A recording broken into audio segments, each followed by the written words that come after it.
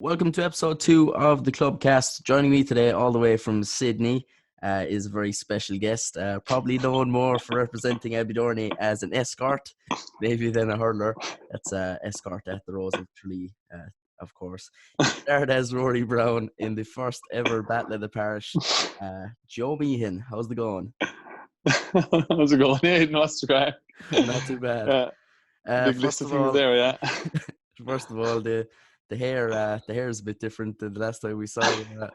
What's inspired that whole do? Yeah, I guess same as Mike Slattery, I Oh, is that guess it? we've Yeah. kind of followed the Brian Leary route, you know. It's done wonders for him. I think it's like the team thing. I think everyone seems to be following this new hairstyle. Thankfully though, mine turned out a lot better than Brian's, you know. Going off You that never know, trend, you might do it so yourself, yeah, Aidan. going off that trend, so he'll have to be next, will he? Keep the blondie hair going. Keep it going, lads. Spread the love. I suppose first of all, what's the lockdown like over there? I suppose here it's total shutdown. Businesses closed and everything. Is it the same system over in Australia? Did they go down the same line of thinking? It's very different, I guess. To be honest, like statistics wise, Ireland's in a much worse position.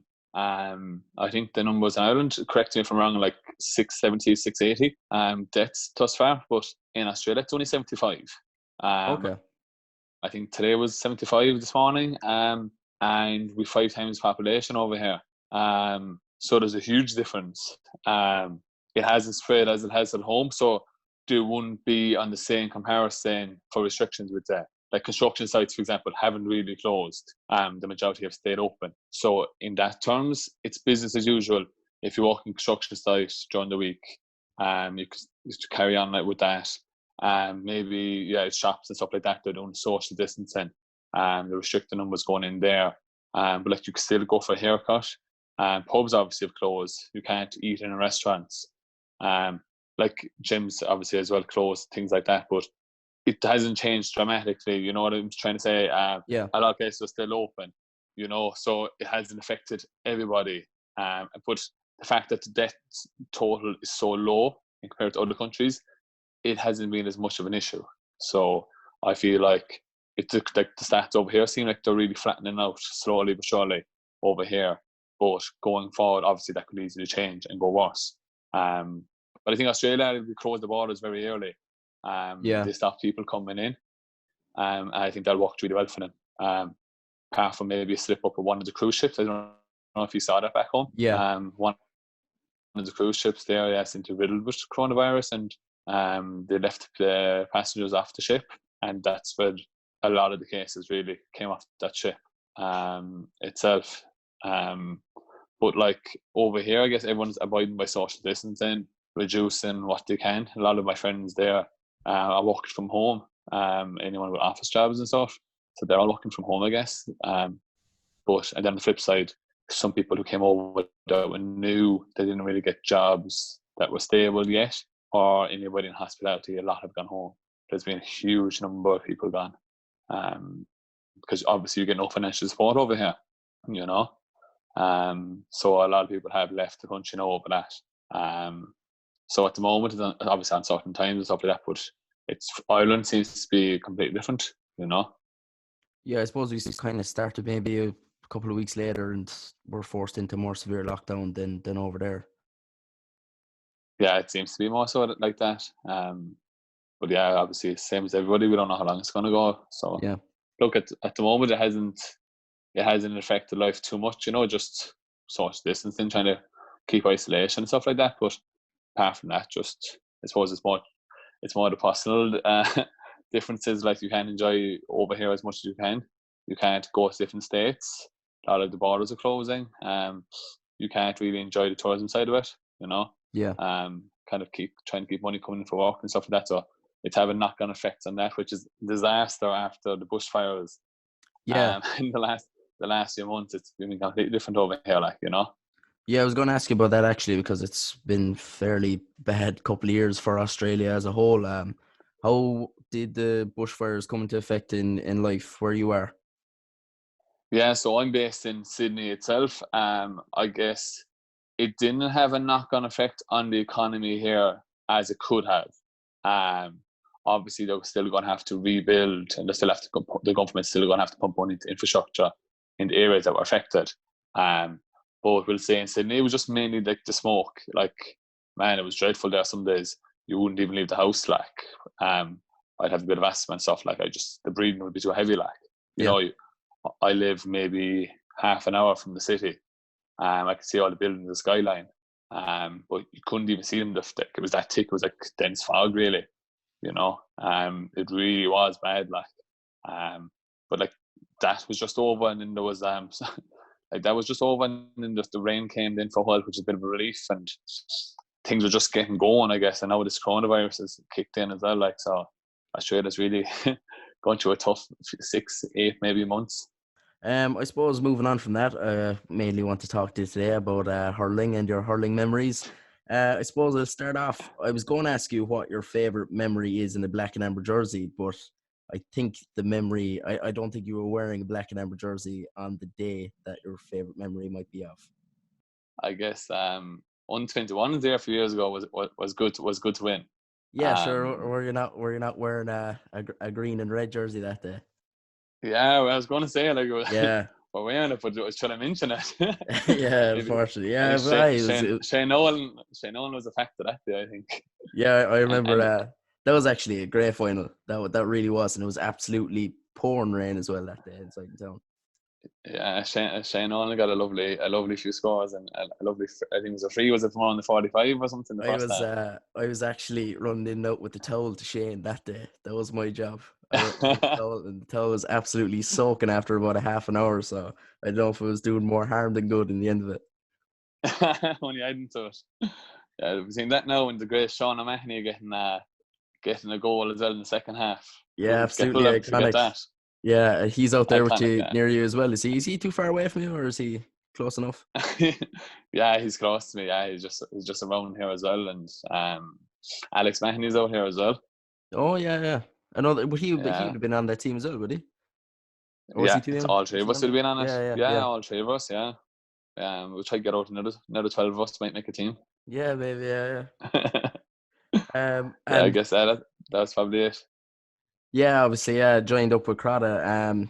There's been a couple of success stories, I suppose, at amalgamations in the club. I've been a part of a couple of teams that have been amalgamated. That team that would have probably been the most successful one that ever joined up, I would say. Yeah, I'd say most likely. Yeah, there seemed to be. Yeah, there was a nice mix there that time, and even the year before it there, we had the year ahead of it. I would say the likes of Darrell Connell, PJ Keane, James, and stuff. God, there was a great squad even that year there, but it Yeah, wasn't strong enough that year. So I suppose yeah, that would have been the year I would have betted on, to win it. So it was great to even get it that year, with the Carter boys. Great for both clubs, really. You know what I mean? yeah, yeah. It I was think great. it's It was a long time coming. yeah. I think it's still probably. I think it's our only under-21 championship to date so far. Hopefully that'll change if we get to play it this year or next year. I think there's a Yeah, good chance that one might be on the way. yeah. Hopefully now the lads there have to keep the heads down now and keep at it. There's plenty more years of glory to come, really, if they can keep at it.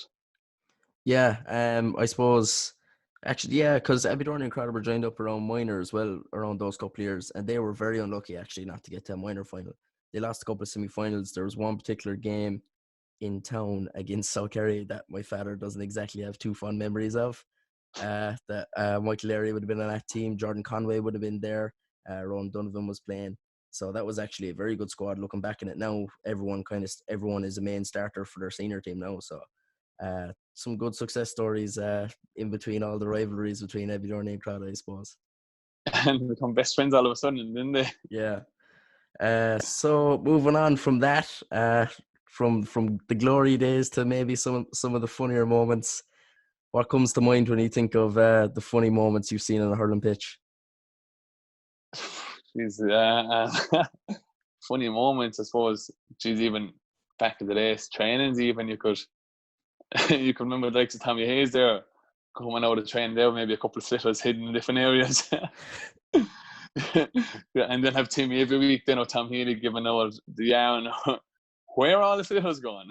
Underneath the You have cones, I everything. think, was a particular hiding spot for some people.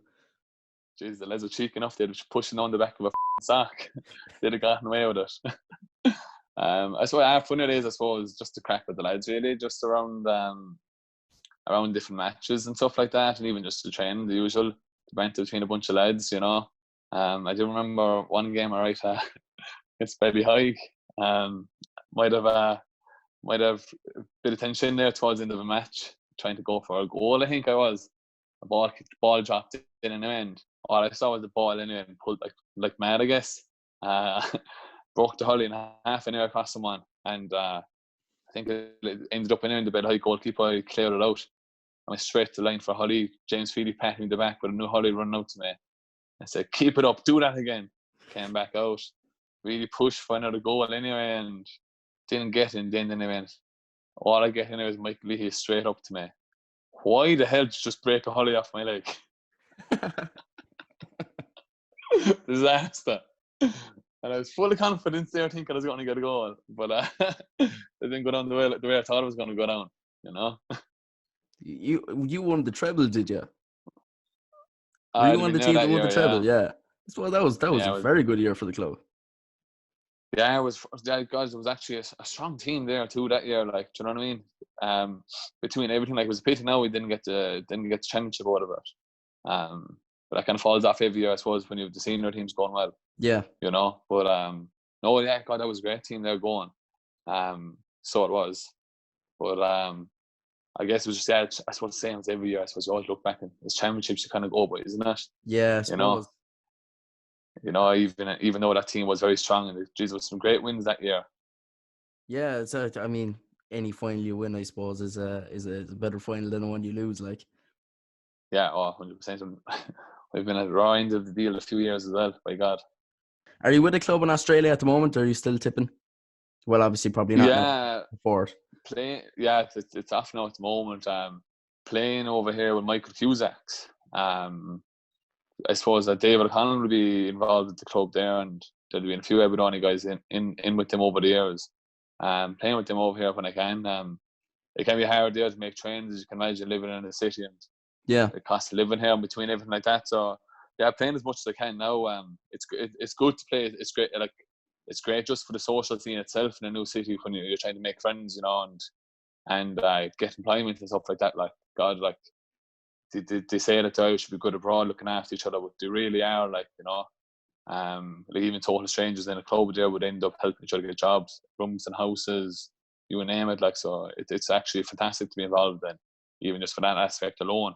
But no, we've a good team there. There'll be likes of a lot of Galway boys there, like Joe Cooney, the All-Ireland winner. We're playing with him. And there'll be a lot of Galway and Limerick for this particular club I play with. Jeez, that's a very subtle name drop there.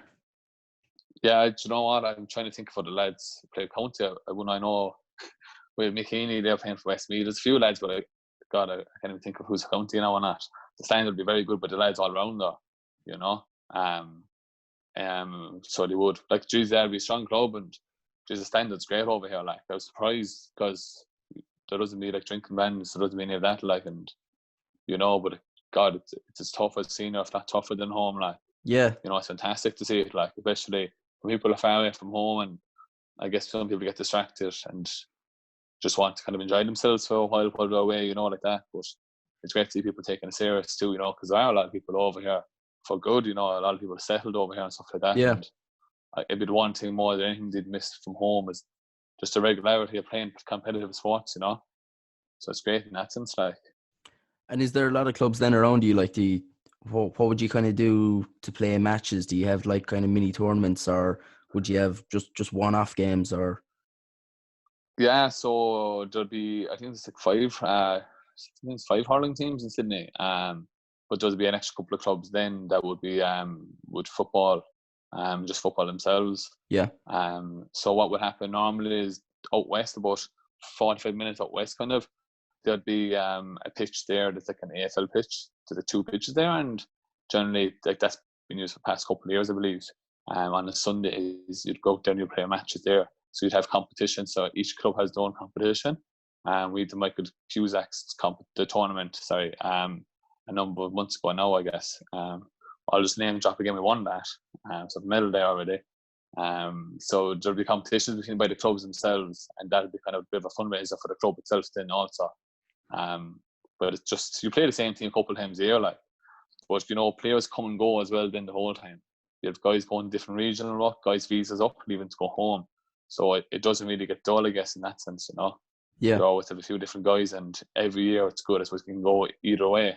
And then I guess you also have a couple of months ago, I think it's February, there's down in Melbourne, there's the Pierce's, there's the tournament down in Melbourne, so teams from all over Australia come down there and compete in that. It's 7-a-side tournament, so every club's done 14 players, and they go down playing that. So the big bragging rights over that, really. So there's a nice one. Then there's actually also interstate then. They have the interstate championships like New South Wales against Victoria and stuff like that. They play as well for like one weekend. I think that's later in the year, I believe. So they send teams to playing that to be like the hurling, football, camogie, etc. And they send teams to playing that. What about like Australian, like I suppose native people? Is there a big uptake? Like, would there be many players playing with you that are actually Australian and never stepped foot in Ireland, or is it as big as America in that sense? Because there's a lot in America that actually take up the game. Yeah. Well, to be frank, hurling, no, I guess it's just too skillful, I guess. No, me saying that now sounds good, doesn't it? I guess it's just too skillful, really, as a sport. But maybe football. I know that there'd be a few ones out here playing football that would have like Irish parents that came over years ago, and that would be playing over here. I can't really say anyone just coming out to think of. No, I can't really think of anyone myself. But maybe Melbourne, maybe different places. But yeah, I do know like different guys there I've met there through work and stuff like that. They might see the football or the hurleys in the boot there, and they give it a puck around there from the park, hitting around there through the lads. Like, God, you'd often get people come up playing, asking about it, really interested in the sport and stuff like that. I suppose similar as you'd say to America and different places like that. Yeah. A lot of people would have been trying out and stuff, but not to play, I guess. But I suppose everyone's so distracted by the lives themselves and stuff like that, and the trains. Everyone's trying to get people playing themselves that might have played a few years ago and stuff like that. A lot of footballers out here will be just back playing that might have played for a few years at home, just for social thing and stuff like that. So I'd say the coaches and stuff like that might have their hands full with them people, as opposed to bringing on new players, maybe. Yeah, I suppose football is a bit more of a natural fit. I suppose most of them would probably play rugby and AFL anyway.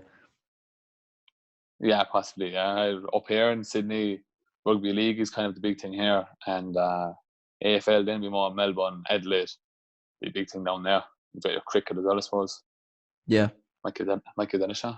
Might give cricket a go. Yeah.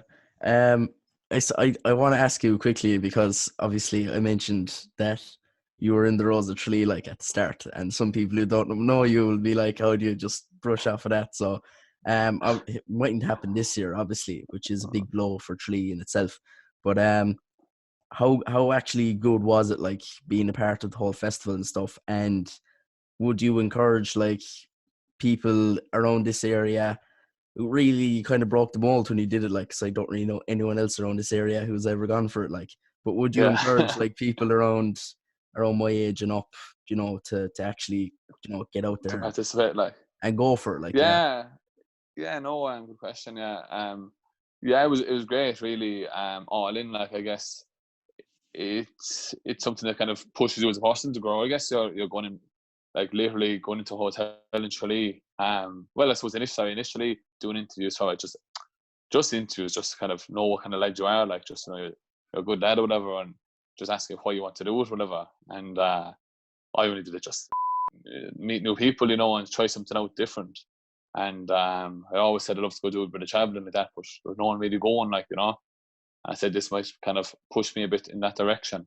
So basically, like, I was in Tralee one day, even going to the boot camp in my own hometown, like, in a room with 70 people, and I had no one to talk to. I didn't know a sinner inside the room. So shaking the head like, what am I at?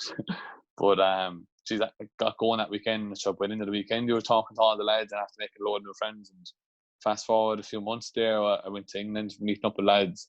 Went to Germany with about 80 of us. Went to Germany. Went to America. Then went to New York. Traveled all around America twice there with it. And even out here, one of the lads from it is just down the road from me. He's helped me get a walk and everything. And we went to Adelaide. We travelled over here, meeting up as well. 12 of us met up there last year. So like, it was great. Like in the terms of who you meet and It the opened a lot of experiences doors. you get over. Like, yeah, 100%. Like, you know, you get involved just to kind of meet people and just try it out. And I suppose you end up making so many new friends and stuff like that. And I guess there's the experiences and stuff like that. And I'd recommend it to anyone who's looking to do something different or whatever like that, you know, as in like they might have their friends always doing the same thing every year or something like that, but maybe you go to college, you go to school, you go to work, you play with the same club for all your years and you meet the same people. At least this is the new avenue, it's a new way to meet up. I guess it's the equivalent of like a mock fair or something like that. You're meeting new people and you're all meeting up doing different things, you know. So I'd encourage in that sense, like, and God, I've friends all over, I suppose, different countries in the world now. Like, if all of the big cities over here, I know someone now from it, you know. So it's been fantastic in the sense of traveling and to move abroad. It's really helped me in that sense, like, you know. You always have someone you can reach out to, ask for advice, ask for travel, help for jobs, anything like that. Or, you know, I said if you have 126 people or so, all over the world, and if you're in any city, you show a message in the group chat, asking if anyone knows someone in Timbuktu looking for a job. Yeah.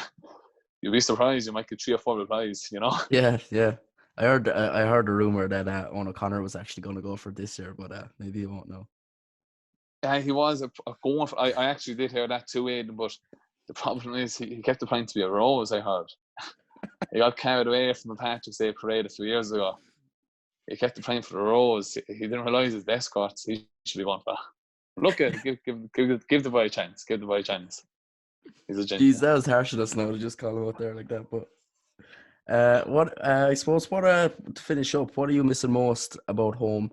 Obviously, you're having a pretty good time out there, like, but I'm sure there's some things you miss, bar the family and stuff, bar the obvious stuff. Like, I doubt you miss John B too much, like, but other than that, Who?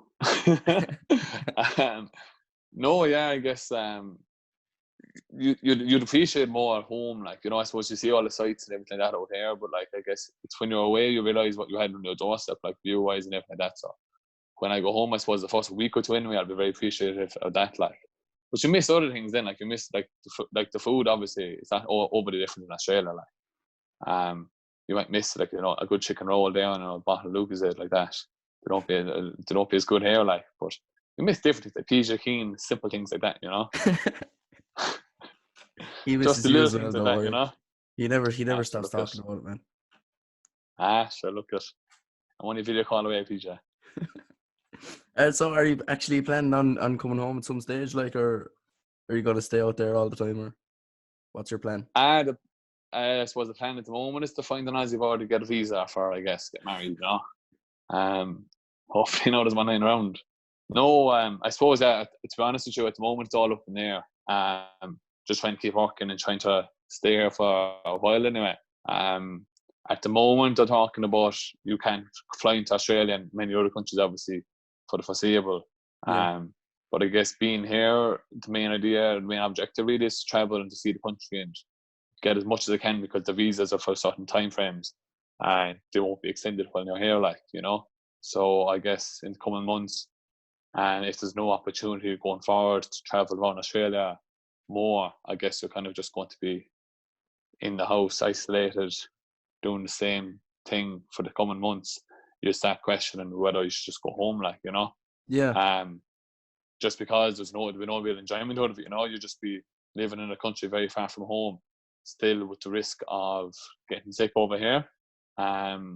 Possibly a family member or someone getting sick, obviously such would never happens, but you'll be far from home from it, you know what I mean? And also you could end up out of work. Like if someone's site gets work or someone in the office gets work, you're off for a few weeks, you know. So you could be in an expensive city off work, you know, so you have to weigh up that option too. So at the moment I'm thinking I'll stay for a while, but like things could very much change, like, you know. Yeah. It all just depends on the virus, obviously. It's not great timing, like. it looks like the borders, because the numbers are so low here, like it's looking like the borders might open in the coming months, and I'll be able to do some traveling again like that. So that's what's keeping me going really at the moment, like, Yeah. you know. Yeah, well, hopefully you'll be able to get as much enjoyment out of whatever time you spend there, and we'll have the party ready. Hopefully the pubs will be open by the time you come back, and we'll make a great do out of it. Sure, they'll open the doors to me now. Joe, thanks very much for coming on. I think it was a great chat. Hope everyone enjoyed listening to you, and I'd say you're probably due a haircut, to be honest with you, man. So I'll let you go. So it, mate. Best No, of luck. Thanks.